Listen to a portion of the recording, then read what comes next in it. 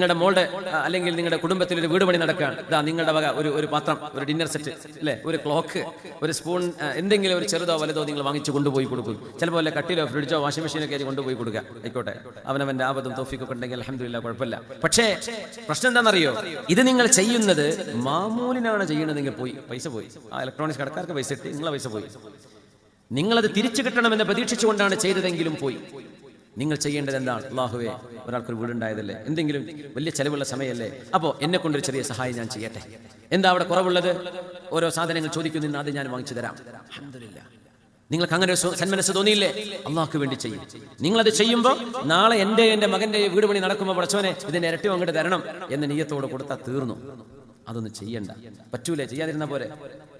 നമ്മൾ എന്തിനാണ് ഈ മാമൂലുകൾക്ക് വേണ്ടി നമ്മുടെ അമലു സ്വാലിഹാത്ത് നഷ്ടപ്പെടുന്നത്? ചെറിയ കുഞ്ഞ് ജനിച്ചു, ഒരു കുഞ്ഞിന് ചെറിയൊരു അല്പം സ്വർണം, 2 ഗ്രാം 3 ഗ്രാം അല്ലെങ്കിൽ ഒരു പവന് എത്രയോ ആവട്ടെ, വാങ്ങിച്ചു കൊടുക്കുമ്പോൾ